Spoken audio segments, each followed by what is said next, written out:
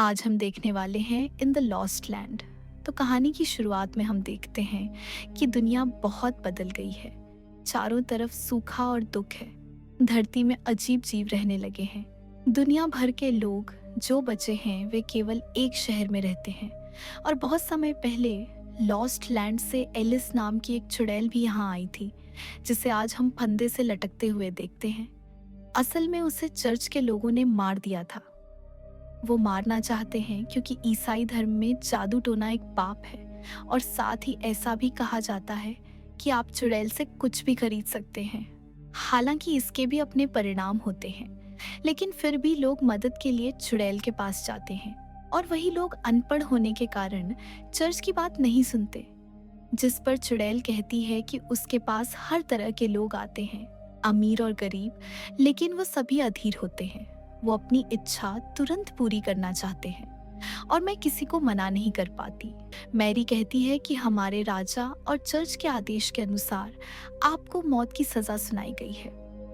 ऐसा कहकर वह चुड़ैल के पैरों के नीचे से जटा को हटा देती है, जिसके कारण चुड़ैल को बहुत कष्ट होने लगता है और उस समय उसे अपने अपराधों का पश्चाताप करने को कहकर मैरी अपने सैनिकों के साथ वहां से जाने लगती है। लेकिन दोस्तों, एक सैनिक गलती से चुड़ैल की आंखों में देख लेता है, जिसके कारण चुड़ैल उसे तुरंत अपने नियंत्रण में ले लेती है। अब उस सैनिक को ऐसा लगता है जैसे वह खुद ही चुड़ैल के चंगुल में फंस गया है। वह फांसी के फंदे से लटका हुआ है, इसीलिए वह जेब से बंदूक निकालता है और रस्सी पर गोली चलाता है।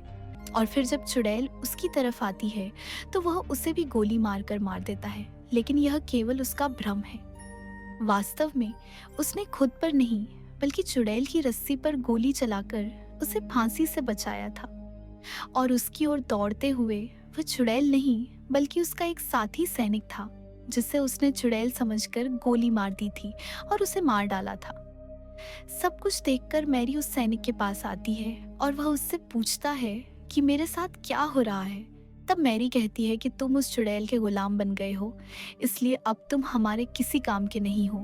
यह कहकर वह सैनिक का गला काटकर उसे भी मार देती है। इसके बाद मैरी और बाकी सैनिक चुड़ैल को खोजने लगते हैं, लेकिन चुड़ैल एक एक करके सभी सैनिकों को मार देती है। फिर अंत में वह मैरी को भी अपने ही फंदे पर लटकाकर चली जाती है। अगर वह जरा भी हिली और वह उसके पैरों के नीचे से फिसल गया तो वह मर जाएगी। फिर दोस्तों, बात चुड़ैल के महल में एक रात की है। कैप्टन चारिस रानी के साथ आता है। चुड़ैल कहती है कि ऐसा क्या हुआ कि रानी को हमारे पास आना पड़ा। तब रानी कहती है, ऐसा कहा जाता है कि आप कुछ कीमत के बदले लोगों की इच्छाएं पूरी करते हैं, तो मेरी भी एक इच्छा है और उसके बदले में मैं भी तुम्हें अच्छी कीमत दूंगा। यह कहकर वह कैप्टन चारिस और बाकी सैनिकों को बाहर जाने का आदेश देती है। फिर वह चुड़ैल से अकेले में कहती है कि मैं शेप शिफ्टर बनना चाहती हूँ। इसके लिए मैं तुम्हें अपना अनोखा हार दूंगी। जिस पर चुड़ैल पूछती है कि क्या तुम्हें यकीन है, क्योंकि इच्छा पूरी होने के बाद तुम्हें पछतावा हो सकता है। इस बात का ध्यान रखना। लेकिन रानी तो इरादा करके आई थी कि अब वह पीछे हटने वाली नहीं है। इसलिए यह जानने के बाद चुड़ैल कहती है, मैं एक शिकारी को काम पर रखूंगी, जिसके साथ मैं लॉस्ट लैंड जाऊंगी और वहां शिप शिफ्टर को ढूंढूंगी। मैं करूंगी, फिर उसकी शक्तियां तुम्हारे अंदर डालूंगी, बताओ मुझे। लेकिन हाँ, इसके लिए मुझे पूर्णिमा तक का समय चाहिए होगा। अभी पूर्णिमा में 6 दिन बाकी है। तो अब रानी के वहां से चले जाने के बाद चुड़ैल अपने हथियार तैयार कर रही होती है। तभी वहां कैप्टन चारिस आ जाता है, जो अपने साथ एक नई घड़ी लाया है। वो कहता है कि मैं भी अपनी एक इच्छा पूरी करना चाहता हूँ। दरअसल मैं चाहता हूँ कि रानी की इच्छा कभी पूरी ना हो। अब इस पर चुड़ैल कहती है कि आप रानी को धोखा देना चाहते हैं। तो जेरिस कहता है, नहीं, दरअसल हमारी रानी को नहीं पता कि वो क्या करने जा रही है। ये बात खुद उसके लिए भी सही नहीं है, पर वो अभी भी इस बात को समझ नहीं पा रही है।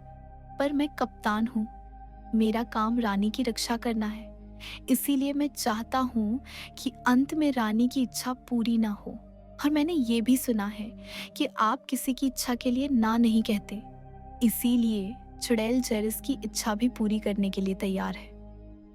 फिर जेरस के वहां से चले जाने के बाद चुड़ैल अपना कुछ काला जादू करती है, जिसके कारण वह खुद हवा में तैरने लगती है और उसके आसपास की चीजें भी हवा में उड़ने लगती है।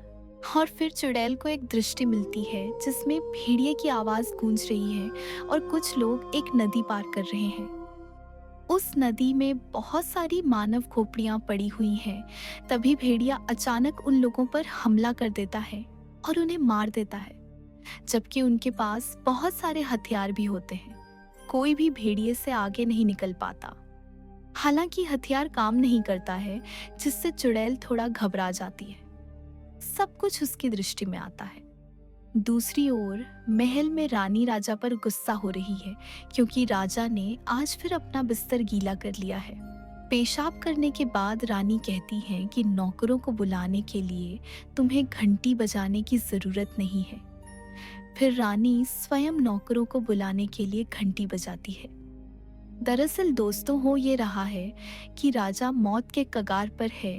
वो अपने बिस्तर से उठ भी नहीं सकता, जबकि उसकी शादी एक जवान लड़की से हुई है जिसकी जरूरतें वो पूरी नहीं कर पा रहा है। इसी वजह से रानी वह हमेशा उससे चिढ़ती रहती है।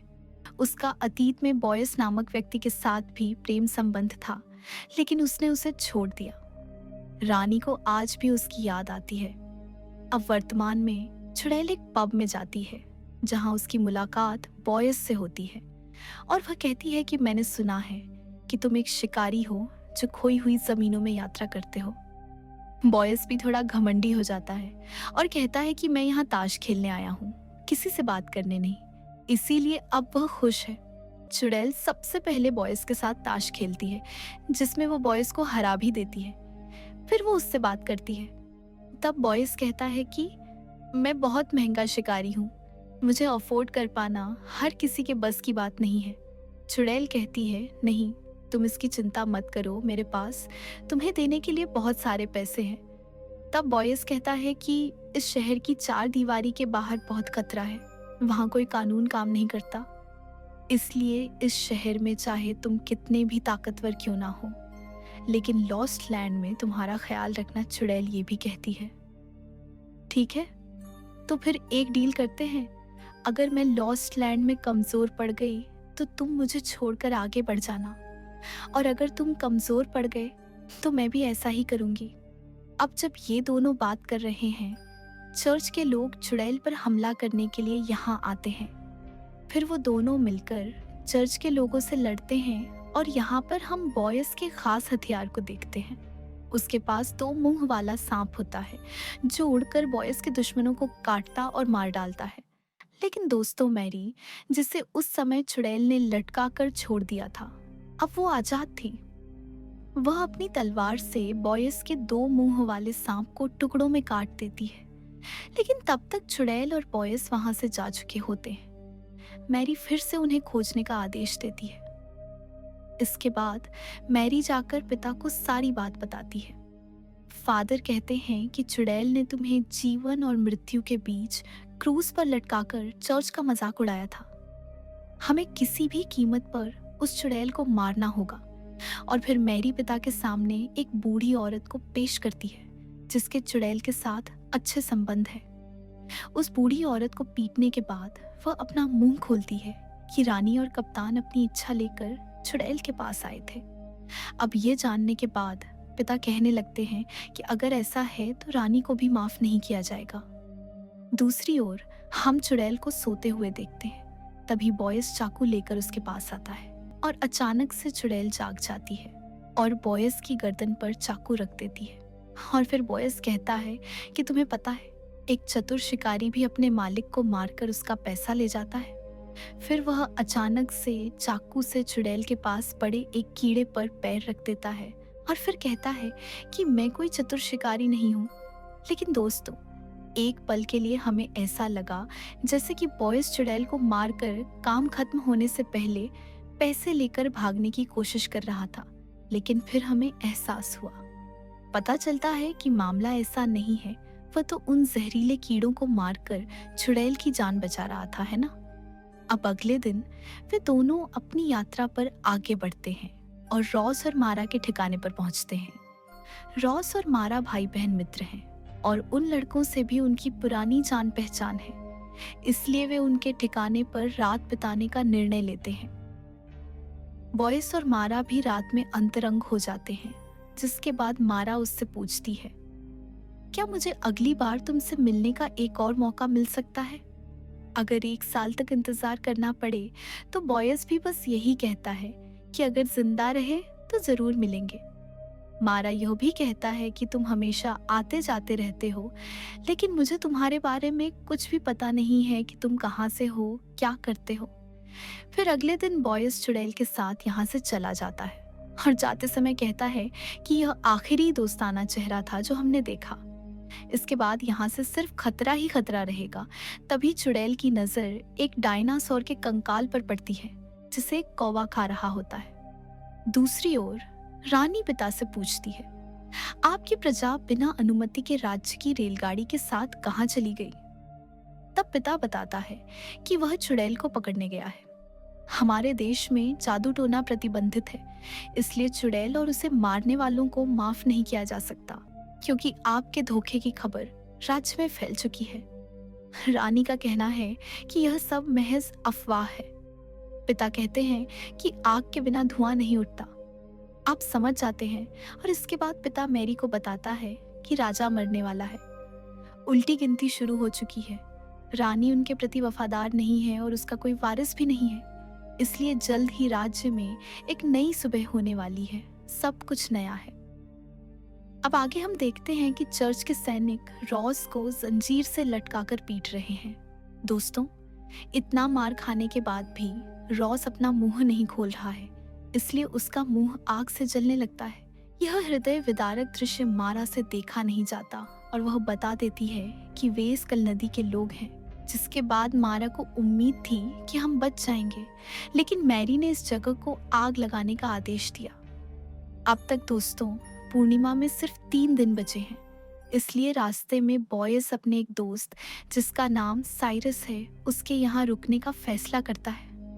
लेकिन जब वह उसके ठिकाने के अंदर जाता है तो उसे झटका लगता है, क्योंकि वहां एक सारस की लाश लटकी हुई होती है।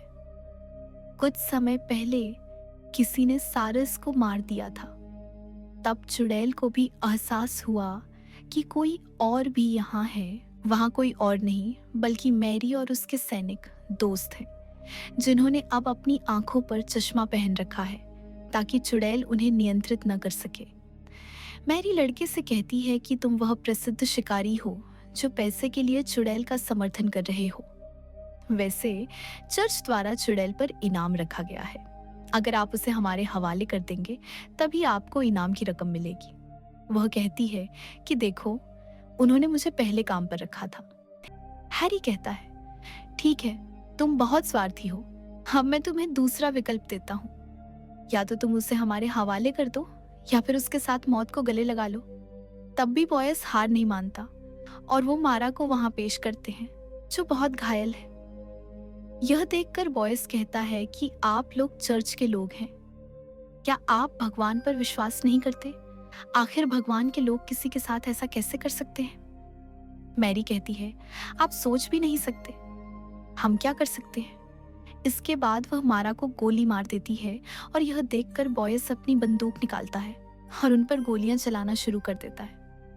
इस बीच चुड़ैल भी एक गार्ड की बंदूक छीन लेती है और बाकी गार्डों पर गोली चलाना शुरू कर देती है। तभी कई और पहरेदार सामने आते हैं जो अब तक छिपे हुए थे। वे सभी मिलकर विच और बॉयज पर हमला करते हैं। इसमें गार्ड कम होने का कोई उल्लेख नहीं है। वे जितने लोगों को मार रहे थे उससे दुगने लोग उन पर हमला कर रहे हैं, जिसके कारण बॉयस कहता है कि हमें यहाँ रहकर अपना समय बर्बाद नहीं करना है, हमें भागना है। और जब वे दोनों भागने लगते हैं तब भी गार्ड उन्हें नहीं छोड़ते और फिर किसी तरह वे दोनों एक खट्टी बस में सवार हो जाते हैं। साइरस इस बस को केवल एक कार के रूप में इस्तेमाल करता था, इसलिए इस एकमात्र कार की मदद से वे दोनों एक लंबी गहरी खाई को पार कर रहे हैं और कुछ गार्ड भी इस बस के अंदर घुस गए थे। इसलिए वे उनसे लड़ते हैं और उन्हें खाई में फेंक देते हैं। यह देखकर मैरी कुछ गार्डों को आदेश देती है। वो मुझे केबल काटने को कहती है, लेकिन अब तक आधे से ज्यादा रूट तय हो चुका होता है। इसलिए केबल कटने के बाद बस पहाड़ी पर लटक जाती है और उस तरफ का तार भी धीरे धीरे टूटने लगता है। तभी वे जल्दी से बस से निकल जाती है और अपने हाथों के सहारे पहाड़ पर चढ़ने लगती है, जबकि बॉयज अभी भी बस में ही है और वो तार कभी भी टूट सकता है। लेकिन शुक्र है कि तार बॉयज के बस से उतरने के बाद ही टूटता है, जिसके बाद बस नीचे खाई में गिर जाती है। वहीं बॉयज भी धीरे धीरे पहाड़ पर चढ़ता है। जब वह चढ़ने लगता है तो मैरी अपनी आंखों से धूप का चश्मा हटाती है और स्नाइपर से बॉयज पर गोली चलाती है, जिसमें एक गोली बॉयज को लगती है। लेकिन जैसे ही वह दूसरी बार फायर करने वाली होती है तो चश्मा न होने के कारण चुड़ैल उसे नियंत्रित कर लेती है और फिर मैरी को कुछ देर के लिए दिखना बंद हो जाता है। तब तक चुड़ैल बॉयज को खींचकर आगे बढ़ जाती है, लेकिन केबल कट जाने के कारण अब मैरी और उसके आदमियों को बड़ी मुश्किलों का सामना करना पड़ेगा। खैर, इसे पार करने के लिए अब जब रात हो जाती है तो विच और बॉयज एक जगह लकड़ियां जलाकर रुकते हैं। यहाँ बॉयज चुड़ैल को धन्यवाद देता है कि आपने उसकी जान बचाई। इसके बाद वह खुद ही अपने कंधे से गोली निकालने लगता है। फिर वह चुड़ैल से अपने घाव पर सिलवटें डालने के लिए भी कहता है। फिर वह दुख में डूब जाता है। असल बात क्या है, उसे रोज और मारा की मौत का बहुत अफसोस हो रहा है, क्योंकि वो दोनों बहुत अच्छी थी। इसीलिए वो चुड़ैल से कहता है कि मैं मैरी और उसके लोगों को देखकर उन्हें जरूर सजा दूंगा। और यहाँ रानी एक चौंकाने वाली बात बताती है कि वह गर्भवती है। फिर वह राजा को अकेले में बधाई भी देती है कि हमारा वारिस आने वाला है। ज्यादा खुश होने की जरूरत नहीं है, क्योंकि इसमें आपका कोई योगदान नहीं है।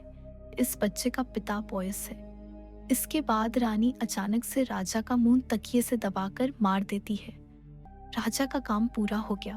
फिर अगला दिन आया। चुड़ैल और बॉयस पूरे दिन आगे की यात्रा करते हैं और एक खतरनाक जगह पर रुकते हैं, जहां रात होते ही बहुत सारे राक्षस निकल आते हैं। और यह जगह पहले एक कंपनी हुआ करती थी, इसलिए यहाँ बहुत सारा ईंधन था। वे उसी से आग जलाते हैं, क्योंकि राक्षस आग से डरते हैं। यानी उन्होंने आग इस तरह से जलाई कि आग एक घेरे में बन गई और वे उस घेरे के अंदर हैं। वैसे ये राक्षस भी काफी हैं। दोस्तों, इनका दिमाग भी बहुत तेज है, क्योंकि इनमें से एक राक्षस, क्या आप जानते हैं कि वो क्या करता है? वह एक लोहे के कंटेनर को आग पर रखता है और अंदर प्रवेश करता है, जहां बॉयस और चुड़ैल को उस राक्षस से लड़ना पड़ता है, लेकिन वह मरने से इनकार कर देता है। तभी चुड़ैल अपना हथियार एक ईंधन के कनस्तर पर फेंककर उसे लीक कर देती है, जिसके कारण एक शक्तिशाली विस्फोट होता है, जिसमें वह राक्षस मारा जाता है। लेकिन अब तक कई राक्षस ऊंचाई पर जाकर आग के घेरे में कूदने के लिए तैयार है। वो अंदर जाकर चुड़ैल और आवाज पर चिल्लाने लगते हैं। तभी उन राक्षसों में से एक राक्षस भी चुड़ैल को पहचान लेता है। दोस्तों, वो उसकी आंखों में देखता है और कहता है कि तुम्हें यहाँ दोबारा नहीं आना चाहिए था। चुड़ैल इसी बात का इंतजार कर रही थी। आंखों में देखते ही वो उस राक्षस को अपने काबू में कर लेती है, जिससे राक्षस बाकी साथियों को उन्हें छोड़ने के लिए कहता है। और फिर चुड़ैल अपनी पूरी ताकत लगाकर अपने हाथों से आग की लपटें फेंकती है, जिससे सारे राक्षस जलकर राख हो जाते हैं। बॉयस भी इस बात से हैरान हो जाता है। बाद में वो पूछता है कि तुम्हारे हाथ से भी आग निकलती है। तब चुड़ैल बताती है कि वह असली आग नहीं थी, बल्कि यह आग का भ्रम था। और हाँ, यह भ्रम की आग उन राक्षसों को मारने के लिए काफी थी। अब बॉयस एक बात और पूछता है कि अगर आप उन्हें एक ही झटके में मार सकते थे तो आपने इतना सब क्यों सहन किया? डायन कहती है कि मुझे अपनी शक्तियों की कीमत चुकानी होगी। बॉयस फिर पूछता है, राक्षसों का मुखिया आपसे क्या बात कर रहा था? तब चुड़ैल बताती है कि दरअसल इस जगह पर खजाना छिपा हुआ है, इसलिए एक दिन एक लालची आदमी मुझसे मदद मांगने आया, और जैसा कि मैं किसी की मदद से इनकार नहीं करती, मैं उसे भी मना नहीं कर सकी। जब मैं उसे यहाँ लेकर आई तो यहाँ मौजूद एक विशेष प्रकार की गैस की वजह से वह आदमी और उसके सभी साथी राक्षस में बदल गए। दरअसल मैं किसी की मदद करने से मना नहीं कर सकता, लेकिन हकीकत में किसी को मुझसे मदद नहीं मांगनी चाहिए। व्यक्ति को अकेला छोड़ देना चाहिए, क्योंकि इसके भी परिणाम होते हैं। ओयस कहता है कि आप टेंशन मत लीजिए, मैं आपके साथ हूँ और अब यहाँ पूर्णिमा को सिर्फ एक दिन बचा है। और पिताजी सारी जनता को बुलाकर घोषणा करते हैं कि हमारे पुराने राजा की मृत्यु हो गई है, लेकिन हमारी रानी भी गर्भवती है, इसलिए अब से सारी शक्ति हमारी रानी के पास रहेगी जब तक कि हमारा नया राजा 16 साल का नहीं हो जाता।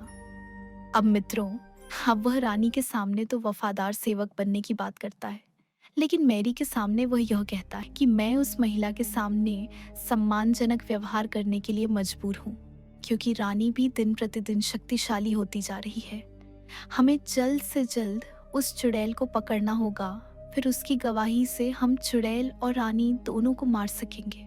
तो दोस्तों, इस समय मैरी और उसके लोग ट्रेन में हैं और पिता ट्रेन में लगी मशीन के माध्यम से मैरी को अपना संदेश दे रहे हैं, जबकि चुड़ैल और लड़के सभी खोपड़ी नदी के बहुत करीब पहुंचते हैं और अचानक उन्हें पटरी कांपती हुई महसूस होती है, जिससे वे तुरंत समझ जाते हैं कि मैरी और उसके लोग ट्रेन से आ रहे हैं और अब वे हमारे काम में जरूर हस्तक्षेप करेंगे। कुछ देर बाद मैरी को सुरंग में पटरियों के बीच खड़ी चुड़ैल दिखाई देती है, जिससे मैरी खुश हो जाती है कि अब वह कहाँ जाएगी, पकड़ी जाएगी। लेकिन चुड़ैल अपनी जान बचाने के लिए भागने लगती है और उसे कुचल कर मारने के लिए वे ट्रेन की गति बढ़ा देते हैं। सुरंग से बाहर आते ही मैरी को चुड़ैल की चाल समझ में आ जाती है। सुरंग से बाहर आने के कुछ ही देर बाद आगे पटरियां टूटी हुई होती हैं। चुड़ैल नीचे कूद जाती है और बॉयस एक टूटे हुए टावर पर मौजूद होता है और वह चुड़ैल को भी पकड़ लेता है। और इसी बीच मैरी और उसके लोग ट्रेन को रोकने की पूरी कोशिश करते हैं, लेकिन ट्रेन इतनी स्पीड में होती है कि वह रुक नहीं पाती और टूटी हुई पटरियों की वजह से ऊंचाई में गिर जाती है, जिसकी वजह से यहाँ मैरी और उसके लोगों का काम बर्बाद हो जाता है। क्लोज आता है और पूछता है, क्या आप मेरे लिए कुछ कर सकते हैं? वह कहता है, हाँ, कुछ भी। फिर दोस्तों, रानी अपने हाथों से पिता और उनके लोगों की हत्या करवा देती है। कहती है कि पिता मुझे बिल्कुल पसंद नहीं करते, आज नहीं तो कल वो मुझे जरूर नुकसान पहुंचाएंगे। अब कप्तान रानी से प्यार करने लगा था। वह एक बार रानी की बात मानकर काम पूरा कर लेता है और फिर उसे इनाम मिलता है। रानी के साथ अंतरंग होने के बाद भी वह खोई हुई लगती है, इसलिए वह पूछता है कि मामला क्या है। रानी ने बताया कि आज पूर्णिमा की रात है। कैप्टन जर्विस कहते हैं कि अब आपको चुड़ैल और उसके वादे के बारे में सोचना बंद कर देना चाहिए। अब आपके पास सब कुछ है। रानी कहती हैं कि यह सब कुछ नहीं है। यहाँ से दृश्य बदलकर चुड़ैल और उस आवाज पर आ जाता है जो खोपड़ी नदी के पास है। चुड़ैल इतने सारे मृत लोगों की खोपड़ियां देखकर आश्चर्यचकित है। कहते हैं कि बहुत सारे लोग उस शेप शिफ्टर को पकड़ने आए, लेकिन सभी असफल रहे। अब देखो, मुझे अपने परिवार से किए वादे की वजह से यहाँ आना पड़ा, लेकिन तुम अब तक मेरे साथ आए हो, मेरे लिए अब यही काफी है। अगर तुम चाहो तो यहाँ से वापस जा सकते हो। लेकिन बॉयस चुड़ैल को अकेला नहीं छोड़ना चाहता। इसके बाद डायन को चांदी की नुकीली अंगूठियां पहने देख बॉयस कहता है कि शेप शिफ्टर पर चांदी भी काम नहीं करेगी। कई लोग चांदी के हथियार लेकर आए, फिर भी वो असफल रहे। इसीलिए मैं कहता हूँ, अभी भी समय है, तुम यहाँ से चले जाओ। और चुड़ैल कहती है, मैं शापित हूँ, मैं किसी की मदद करने से खुद को रोक नहीं सकती। मुझे अपना किया हुआ वादा पूरा करना ही होगा, चाहे इसके लिए मेरी जान ही क्यों न चली जाए। और फिर तेज बारिश होने लगती है। चुड़ैल कहती है कि जहाज बदलने वाला हमारे पास आ गया है। बॉयज का कहना है कि अभी भी समय है। चांद अभी भी बादलों में छिपा हुआ है, लेकिन कुछ देर बाद चांद बादलों से बाहर आ जाता है और अचानक बॉयज का शरीर अजीब तरीके से बदलने लगता है। यानी जिस चुड़ैल के साथ वो इतने दिनों तक अपनी जान जोखिम में डालकर यहाँ आई है, वह दरअसल एक शेप शिफ्टर वेयरवुल्फ है, लेकिन चुड़ैल को जरा भी झटका नहीं लगता। वह कहती है कि तुम इतने दिनों तक मेरे साथ इसलिए थे ताकि तुम मुझे यहाँ लाकर मार सको, और उसके बाद दोनों के बीच बड़ी लड़ाई होती है और यह लड़ाई तब तक जारी रहती है जब तक कि चंद्रमा दोबारा बादलों में छिप नहीं जाता, क्योंकि जैसे ही वह बादलों में छिपता है वह मानव रूप में आता है। और लड़ाई के कारण उसके शरीर पर कई घाव हैं। एंडविच फिर भी उससे बहुत प्यार से बात करती है और कहती है कि चांद को बादलों से बाहर आने में अभी समय है, तब तक तुम्हें सो जाना चाहिए और थोड़ा आराम कर लेना चाहिए, क्योंकि तुम बहुत कमजोर हो गए हो। और वाकई बोया सो जाता है। लेकिन जब वह उठता है तो देखता है कि चुड़ैल ने उसे मोटी जंजीरों से बांध दिया है। वह कहता है कि तुम्हें मुझसे डरने की जरूरत नहीं है। तब चुड़ैल कहती है, हाँ, मुझे अच्छी तरह पता है कि तुम मुझे नहीं मारोगे। इतने लंबे समय तक तुम्हारे साथ रहने के कारण मैं तुम्हारी सारी कमजोरियों को जान गया हूँ, और मैंने तुम्हारे अंदर एक ऐसी कमजोरी भी डाल दी है जिसके बारे में तुम्हें पता भी नहीं है। बॉस कहते हैं, इसका क्या मतलब है? और फिर हमें फ्लैशबैक से पता चलता है कि जब रानी ने चुड़ैल को यह काम सौंपा था, उसके बाद वह हवा में तैर रही थी और शिप शिफ्टर का विजन देख रही थी, और उस समय उसे वेयरवुल्फ की लड़ाई देखने को मिली थी। मतलब कुछ लोगों से, जहां लोग उसे सिल्वर जैसी तलवार से मारने की कोशिश कर रहे थे, लेकिन शेप शिफ्टर उन्हें हरा देता है। इसके बाद वो अपने मानव अवतार में भी आ जाता है, यानी वो वेयरवुल्फ बॉयज बन जाता है।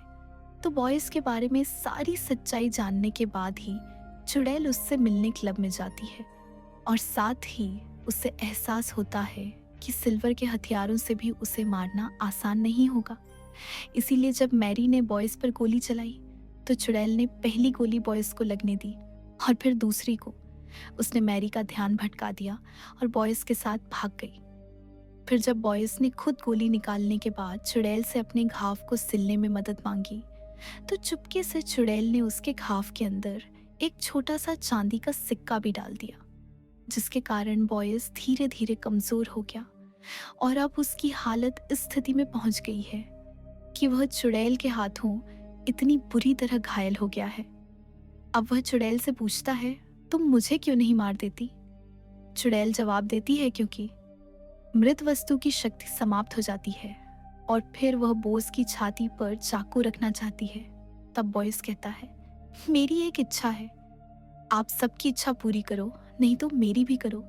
मेरी इच्छा है कि हम दोनों हमेशा एक साथ शिकार करें और लड़ें, जिससे चुड़ैल की आंखों में आंसू आ जाए।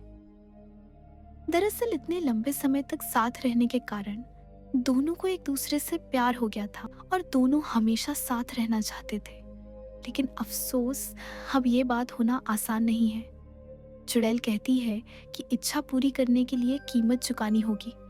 तब बॉयज कहता है कि आप मुझे कीमत बताइए, मैं कीमत देने के लिए तैयार हूँ। तभी चांद बादलों से बाहर आ जाता है और बॉयज भी वही राक्षस बन जाता है, जिसके बाद चुड़ैल चाकू से उसकी छाती फाड़ देती है। इसके बाद अगली सुबह हम देखते हैं कि बॉयज को मारने के बाद चुड़ैल ने उसे दफना दिया है और उसकी कब्र में सजा के तौर पर खोपड़ियां पड़ी हैं। उसने बॉयज से जो वादा किया था कि मैं तुम्हें दूंगा, उसके बदले में चुड़ैल यह अनोखी घड़ी भी बॉयज की कब्र पर रख देती है और वहां से चली जाती है। फिर जैसे ही चुड़ैल शहर में पहुंचती है तो वहां के लोग उसे देखकर खुशी से उछल पड़ते हैं और चुड़ैल का स्वागत करते हैं। साथ ही वे कहते हैं कि चर्च की मनमानी बंद करो और राज परिवार की तानाशाही बंद करो। दरअसल यहाँ के लोग चर्च और राजा के शासन से तंग आ चुके थे। लोगों से लंबे समय तक काम कराया जाता था, जबकि चुड़ैल उनके प्रति बहुत दयालु है। वह लोगों की मदद करती है, इसीलिए हर कोई चुड़ैल से प्यार करता है। चुड़ैल सीधे महल में जाती है, जहां उसकी मुलाकात कैप्टन जेरस से होती है। फिर चुड़ैल उसे वेयरवुल्फ की खाल देती है और कहती है कि इसे अपनी रानी को दे दे और उससे कहे कि वह अपने शरीर को काट कर अपना खून इस वेयरवुल्फ की खाल पर गिराए और फिर खुद इस खाल को पहन ले। आज चंद्र चक्र का अंतिम दिन है। रात खत्म होने से पहले रानी को अपना कार्य पूरा करना होगा, जिस पर जेरिस कहता है कि तुमने रानी का कार्य पूरा कर दिया है, लेकिन इसका क्या फायदा? चलो मेरी वह नई घड़ी लौटा दो। चुड़ैल कहती है, बिल्कुल नहीं, मैंने कमाया है, मैंने तुम्हारी इच्छा भी पूरी की है। तुम बाहर से चाहे जो भी कहो, लेकिन अंदर से तुम्हारी इच्छा तो रानी को पाने की थी। तुम्हें हमेशा से पता था कि क्वीन का किसी और के साथ चक्कर है, इसलिए एक दिन क्वीन उसके साथ चली जाएगी। तुम्हें पता था, लेकिन अब मैंने उस आदमी को नष्ट कर दिया है, इसलिए रानी पूरी तरह से तुम्हारी है। इसलिए यहाँ जेरिस पूरी बात जानना चाहता है, आखिर वह आदमी कौन था? चुड़ैल बॉयस को बताती है। फिर जब जेरिस जाकर रानी को पूरी बात बताती है तो रानी रोने लगती है, क्योंकि वह बॉयस से प्यार करती थी। हालांकि वह नहीं जानती थी कि बॉयस जहाज बदलने वाला भेड़िया है। अब क्वीन को लगता है कि जेरिस ने जानबूझकर उसके प्रेमी की हत्या करवाई है। ऊपर से वह कह रहा है कि मैं तुम्हारे लिए कुछ भी कर सकता हूँ। तभी क्वीन गुस्से में अपने बालों से छुपा हुआ चाकू निकालती है और जेरिस के गर्दन पर वार कर देती है और कहती है कि मेरे लिए मर जाओ। तभी शहर के लोग महल में घुसकर सभी राज परिवार और उनके सेवकों को मारना शुरू कर देते हैं, जिसके कारण रानी को अपनी जान बचाने के लिए भागना पड़ता है। वहीं जेरिस को मारने वाले का खून वेयरवुल्फ की त्वचा में बहता है, जिसके कारण एक जादू होने लगता है और बॉयस की कब्र हिलने लगती है। जेरिस मर चुका था, इसलिए वुल्फ की सारी शक्तियां बॉयस के शरीर में वापस चली गई। और ऐसा इसलिए हुआ क्योंकि जेरिस ने एक इच्छा की थी, एक इच्छा मांगी थी, लेकिन जिसने इच्छा मांगी थी वह मर चुका है, इसलिए बोयास जीवित हो जाता है। इसके बाद बोयास चुड़ैल के पास आता है और उस पर गुस्सा होता है कि मैं तुमसे प्यार करने लगा था, लेकिन तुमने अपना वादा पूरा करने के लिए मुझे मार दिया। तब चुड़ैल कहती है, लेकिन मैंने तुमसे क्या वादा किया था? दरअसल मुझ में भविष्य और भूतकाल देखने की शक्ति है, जिसके कारण जब रानी अपनी इच्छा लेकर मेरे पास आई तो मुझे पता चल गया कि वह अपने प्रेमी के साथ है। वह उसके साथ रहने के लिए वेयरवुल्फ बनना चाहती है, क्योंकि उसका प्रेमी भी एक वेयरवुल्फ है। ऐसी इच्छा पूरी करना मानवता के लिए भी खतरा हो सकता है, इसलिए मैंने जानबूझकर रानी के प्रेमी यानी आपके वेयरवुल्फ की खाल लाकर उसे दे दी। लेकिन मैंने ऐसा दिखावा किया जैसे मुझे पता ही नहीं था कि बोयास रानी का प्रेमी है। ये सब संयोगवश हुआ। मैंने उसे यह सोचने पर मजबूर कर दिया कि मैंने रानी को भेड़िए की खाल देने का वादा किया था, लेकिन मैंने उसे इस तरह पूरा किया कि वह भेड़िया नहीं बनी। वे एक हो पाए, क्योंकि जब उसका प्रेमी मर गया तो एक होने के बाद वह क्या करेगी। इसी तरह मैंने जेरिस से किया वादा पूरा किया, और मैंने तुमसे किया वादा भी पूरा किया कि तुम मरने के बाद भी वापस आओगे और हमेशा साथ रहोगे। बॉयस चुड़ैल की योजना और षड्यंत्र के बारे में जानकर बहुत खुश होता है। दरअसल बॉयस का कई लड़कियों के साथ अफेयर था, लेकिन वह किसी के साथ भी गंभीर नहीं था। वह सारा समय उसके साथ बिताना चाहता था और इंटीमेट होना चाहता था, लेकिन चुड़ैल के साथ उसका विशेष बंधन था। यहाँ बात इंटीमेट होने की नहीं, बल्कि इंटेलेक्चुअल और इमोशनली जुड़ने की थी। इसीलिए वह जीवन भर के लिए चुड़ैल के साथ रहने का फैसला करता है, और इसी के साथ फिल्म समाप्त हो जाती है। ये वीडियो आप लोगों को कैसी लगी कमेंट में ज़रूर बताएं, और चैनल को सब्सक्राइब ज़रूर करें।